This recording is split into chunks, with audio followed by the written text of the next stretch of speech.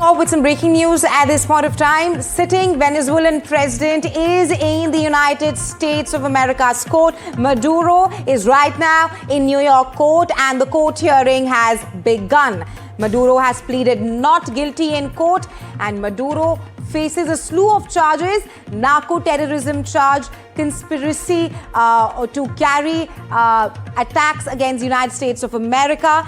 These are the charges. But the statement from the Venezuelan president as his procedural appearance begins in New York court, Maduro says, I'm quoting him here, "I'm president of Venezuela." Goes on to say that I'm a prisoner of war. Well, these are the first statements coming out of the Venezuelan president, Nicolas Maduro. And for more on this, my colleague Natasha, who is joining me live from outside the New York court, where the procedural appearance is taking place, is now joining me live. Natasha, the hearing has begun. The first statement there from Maduro saying, I'm a president of Venezuela. Tell us more. Well, yes, basically this is the procedural formal appearance in court where they're saying that he's here, he's presented by a lawyer, and the judge in this case actually said that he was going to ensure a fair trial. And what he wanted to do as part of the procedure was just confirm Maduro's identity, just the procedural process. And Maduro said, yes, he's the president. He also said, I am completely innocent. I'm not guilty. I'm a decent man. I'm still president of my country. And then he was stopped short by the judge because the judge wants to get on with the proceedings and also moved to his wife, Celia Flores, who also said that she's not guilty and completely innocent. But this is not the beginning of the trial. The trial is yet to start. And as we said earlier, he is likely to argue that he is innocent and also has immunity as the president of Venezuela. Right, Natasha, and to add to that, Maduro has pleaded not guilty in US court. Like Natasha also said, this is a procedural appearance and not the start of the trial. But Natasha, talk to us about the legality moving forward, because Maduro's lawyers will perhaps argue that he is immune from any charges because he is the sovereign head of a country. Yes, they will argue that. It has been argued before only one other time, as far as we know in history, which was with the Panamanian president, Manuel Noriega, who also made the same argument, who was also brought from the United States to New York, to this courthouse, and that argument was not successful. It's unlikely that when you've already got the Venezuelan president here on US soil in this federal courthouse, with all the documents that the United States says it has with regards to those drug trafficking charges, including bank accounts, and also including proof that they say that they have regarding the money that Maduro as well as his family has received through supporting narco-terrorism, including also details from gang cartels. With all of that proof, it's going to be a strong case against him on US soil. And when he argues that he has immunity, that's not going to really be taken as seriously by the US law system here, because they will argue in turn that he is someone who's not elected in a fair and free election. They will reference the 2024 elections in Venezuela, which are vastly reported to have been rigged by this president. So interesting times lie ahead, even as the international community looks at what this sets in terms of precedents for other cases in the future. Right, Natasha. You speak of how strong case against the Venezuelan president. There, Maduro goes on to say that I was captured and he is perhaps not guilty. You speak of how this is perhaps interesting times. A sitting Venezuelan president is captured by the sitting US president. But in your viewpoint, how far do you think Trump can actually go in pursuit of his own foreign policy goals? But Natasha, stay with us. We'll come back to that point in moments from now. But let's tell our viewers more about what is happening at this point of time. So 2 days after the US President Donald Trump captured the Venezuelan President Nicolas Maduro, he has now made his procedural appearance there in New York court. Remember, this is only the procedural appearance and not the trial. The trial will perhaps begin in a few days or perhaps weeks to come.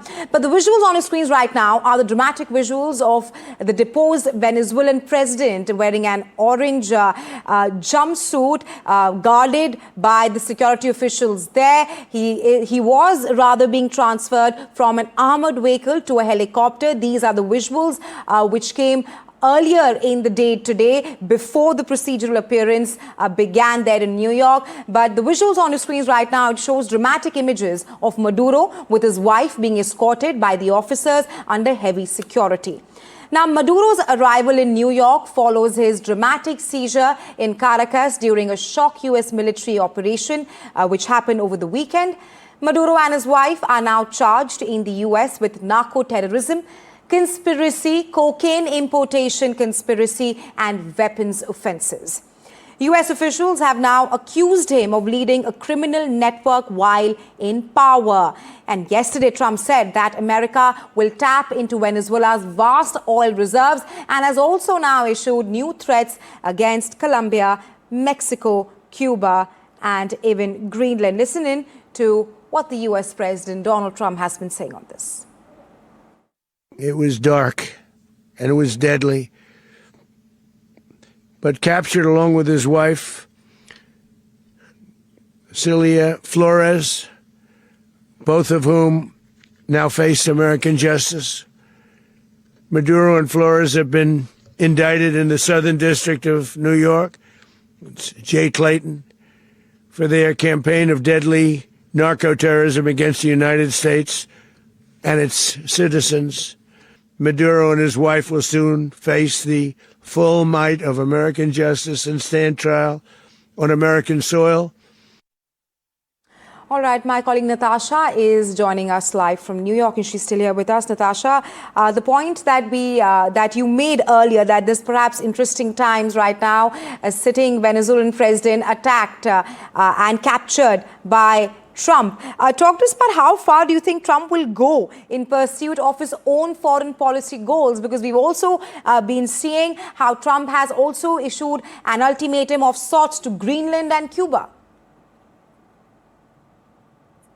Well, this is a president who is certainly emboldened because it was a successful operation, which was, they managed to keep it in hiding for weeks. In fact, U.S. Secretary of State Marco Rubio had been speaking to Congress just a few days earlier, and he was asked, are we going to attack Venezuela? And he clearly said no. And they did go ahead and attack, not attack Venezuela, but they ousted the president in that successful operation. So this is clearly an emboldened the president. And as you spoke about earlier, he's made these remarks against other Latin American countries, including Colombia and Cuba. Now, he has also recently, in the last couple of days, brought up the Monroe Doctrine, which basically is a political doctrine saying from many years ago, which talks about how the United States needs to lead the Western Hemisphere. And what Donald Trump is saying, he's arguing that in order to maintain smooth migration, in order to control not just drugs, in order to control and have, safer neighbors, he needs to take the leadership. And because he's been successful, he is going to feel more confident when it comes to other countries as well. Now, whether he actually takes action still remains to be seen. But certainly for Latin American countries especially, this is very nerve-wracking for many of them. Right, Natasha. We're also learning that, like you mentioned, this is the procedural appearance of the Venezuelan president and his wife, the First Lady of Venezuela. But we are now learning that Maduro will be appearing in court on March 17th next. Like you also mentioned earlier, that the trial will perhaps begin on March 17th. Talk to us more about that and what happens next. Right, yes. So the judge came out and said that he's going to be back in court on March 17th. What that means is we'll start seeing the beginning of both sides laying out their argument. Usually federal authorities who have brought this arraignment and this indictment in court, they go first, and then the defense has a chance. So it is going to start. It's going to be likely very slow. Also keep in mind that the United States has been putting together all this evidence against the Venezuelan president for a while now, but the defense team is going to be starting from scratch, likely to start by saying that he has immunity. We'll see how that plays out. But it is going to be something that is not going to be over quickly. It's likely to go on for weeks, if not months, and some legal experts even say it could go on for up to a year. So it's going to be a slow and steady start, but we will start hearing arguments arguments and more details on those charges, as well as the evidence that the U.S. federal prosecutors will produce on these narco-terrorism charges against both the president and his wife. Right, Natasha. Thanks for getting us the latest. That was my colleague Natasha Estrani joining us live from outside the New York court where the procedural appearance of the Venezuelan president is taking place. All right, now the US bombardment of Venezuela and the capture of its president, Nicolas Maduro, has now sent fresh shockwaves far beyond Latin America, all the way to Greenland, where Donald Trump's latest remarks, and I'm quoting him here, need Greenland for national security, are being read as an ominous signal of what could come next. Our next report telling you more.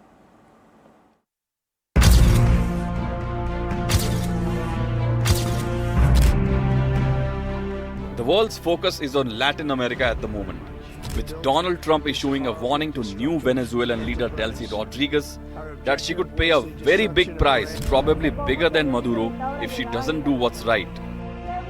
While most people seemingly have their eyes set on the unprecedented situation unfolding in Caracas, Trump has his own set of priorities, threatening one nation after another. Colombia, which is Venezuela's neighbor, was one of the first nations to receive a stern warning from Trump. He hasn't ruled out intervention in Colombia, describing its left-wing president Gustavo Petro as a drug trafficker and a sick man. Petro, on the other hand, has denied the accusations, warning Trump not to slander him. Trump doubled down on his controversial remarks about Greenland, insisting the US needs the Arctic territory for national security, citing alleged Chinese and Russian submarine activity in the region. Greenland's Prime Minister Jens Friedrich Nielsen responded by saying that's enough now and described the notion of US control over the island as a fantasy. The already fragile relationship between Cuba and the US is also facing fresh strain after Donald Trump described the island nation as a failing country. Cuba is ready to fall. You know, Yes. Cuba looks like it's ready to fall. I don't know if they can hold out. Trump also renewed pressure on Mexico, saying he would prefer Mexican authorities deal with powerful drug cartels themselves, but warned if they do not, Washington may be forced to step in. Trump has also issued a stark warning to Iran. He said if Iranian authorities begin killing demonstrators, as they have in the past, the US would respond with what he described as very hard action. Vishal Vivek for NDTV World. Now, let's take a look at this special report that explains how US's Delta Force, the most elite force in the world, abducted Maduro and his wife while half the world was asleep. Take a look.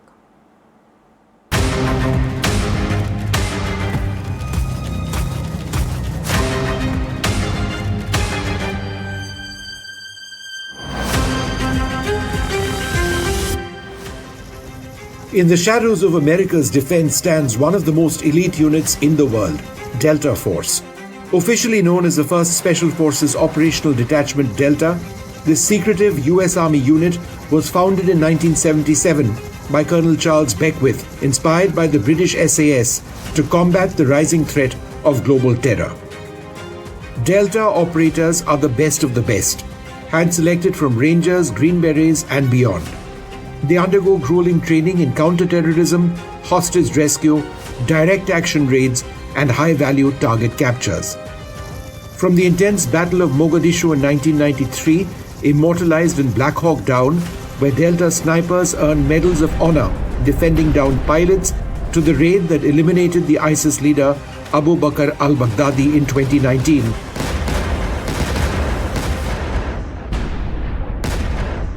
And most recently, the capture of the Venezuelan leader Nicolas Maduro in Caracas during Operation Absolute Resolve, along with countless classified missions in Iraq, Afghanistan, and beyond.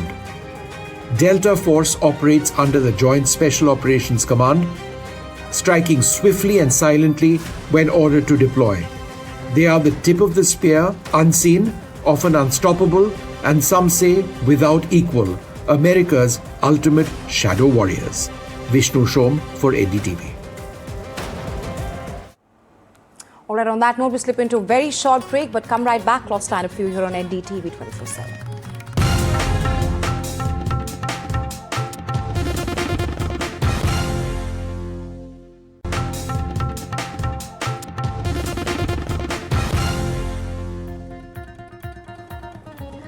Welcome back. You're watching NDTV 24/7 with me, Raisha Saigal. In other news, and this is from India, the Supreme Court has denied bail to Sharjeel Imam and Umar Khalid, who had challenged the Delhi High Court order denying them bail in a case filed under the Stringent Unlawful Activities Prevention Act (UAPA), linked to the alleged larger conspiracy behind the 2020 Delhi riots.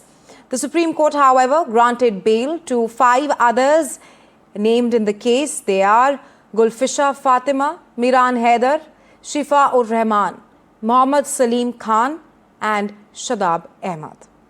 The Supreme Court, while reading the verdict in the 2020 Delhi riots case, said, and I quote here, cannot treat all individuals equally for bail. The Supreme Court said, and I quote, the record discloses that all the appellants do not stand on equal footing as regards culpability. The hierarchy of participation requires the court to assess each application individually. Now, Article 21 requires the state to justify prolonged pre-trial custody. Take a listen to the reactions that have been coming in on this. Supreme court का फैसला आ चुका है और इस बारे में बोला गया है कि 5 जो अक्यूज थे उनको बेल दी गई है, जबकि उमर खालिद और शर्जील इमाम को बेल देने से मना कर दिया गया है। कैसे देखते हैं आप इसको? हम इस तरह से देखेंगे इसको कि शर्जील इमाम को और उसको बेल नहीं दी गई है, ये तो खुशी की बात है, सुप्रीम कोर्ट का शुक्रिया अदा करना चाहेंगे। लेकिन 5 लोगों को जो बेल दी गई है ये भी दुर्भाग्यपूर्ण है, बेल देना नहीं चाहिए। क्यों? पीड़ित सनातनी जो लोग हैं, पीड़ितों को खतरा है, कभी भी उन पर अटैक किया जा सकता है। पहले कई बार भी मेरे को समय समय पे घेरा गया, करकटुमा कोर्ट के द्वारा सुरक्षा दी गई, सुरक्षा नहीं आज तक मिल सकी। मैं सुप्रीम कोर्ट से प्रार्थना करना चाहूँगा, जितने भी पीड़ित परिवार हैं 15 सनातनी, उनको सुरक्षा मुहैया कराई जाए और आगे के लिए ये ऐसा न करें, इनको सजा भी सुनाने का काम किया जाए। मैं चाहता हूँ जो गलत किया, जो भड़काव देते हैं, इनको तो सज़ा मिलनी चाहिए। जो भड़काऊ भाषण देते हैं, लड़ाई लगवाते हैं हिंदू मुसलमान में, उनकी सज़ा होनी चाहिए। तो जो निर्दोष है उसको सज़ा नहीं होनी चाहिए, पर जो गलत कर रखे उनको सज़ा होना चाहिए। कितने बड़े थे आपके बेटे? 15 साल के थे जी। घर से बाहर निकले थे, क्या हुआ था? घर से निकला, 2 दिन तक दंगे हुआ था। 2 दिन के बाद दुकानें खुल गई थी, हमारे लड़के चाउमीन लेने गया, वहीं जाके लग गया, उसके हंसू कैसे बोला। मैं तो चाहता हूँ मैडम, ये ऐसे दंगे होते हैं और कड़ा शासन हो, ये दिल्ली में ऐसा दोबारा भड़काऊ भाषण ना हो और दोबारा दंगे ना हो। जो भड़काऊ भाषण देते हैं इसके लिए और कड़ा शासन होना चाहिए और उसकी सजा मिलना चाहिए। कोई भी कमेंट सर? क्या नहीं, कोई कमेंट नहीं है, नो कमेंट। किस तरह से देखते हैं? No comment, unfortunate. कंसर्न ये है कि कुछ भी जो भी कहना चाहते हैं वही नहीं, कुछ नहीं कहना है, जो जजमेंट आ गया वो आपके सामने है, उसमें क्या कहने की जरूरत है।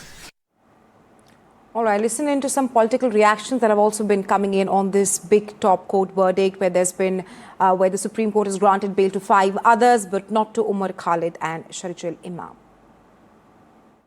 याचिका खारिज किया, ये मैं न्यायपालिका को धन्यवाद देता हूँ। उन्होंने देश हित में काम किया। इन लोगों ने जो काम किया था, शर्जील इमाम, उमर खालिद, जो काम पाकिस्तान करता है वही काम इनकी, वही सोच, वही कृतित्व, वही माहौल, ये देश के लिए कसाब से बड़ी सजा इन लोगों को मिलनी चाहिए। आपने भी कहा था टुकड़े टुकड़े गैंग के मेंबर है ये लोग टुकड़े टुकड़े गैंग के मेंबर हैं। फिर देखिएगा कहीं राहुल गांधी खड़े ना हो जाएं ह्यूमन राइट्स को लेकर के। मैं समझता हूं कि ये लॉन्ग पेंडिंग था, ट्रायल के नाम पे 0 और 0 ही अभी तक था। 5 बरस लोग जेल में थे। कुछ ट्रबलिंग सवाल भी मन में आते हैं, क्योंकि माननीय हमारे हाईएस्ट कोर्ट से अगर कोई ऑब्जर्वेशन जजमेंट आता है तो उसका लॉन्ग टर्म इम्पैक्ट होता है। ये कहा जाना कि ट्रायल में डिले अपने आप में ट्रम्प कार्ड नहीं है, ये थोड़ा डिस्टर्बिंग है। ट्रायल में डिले कई बार इसलिए भी होता है कि आपके पास कुछ कहने को होता नहीं है। जहां अभी ट्रायल ही शेप नहीं ले पाया है, तो एक ऑब्जर्वेशन को मैं समझता हूं अगर इसको आधार बना लेंगे, हम अपने लिए भी मुश्किल, देश के लिए भी मुश्किल रख रहे हैं। On that note, we slip into a very short break, but come right back. Lots lined up for you here on NDTV 24/7.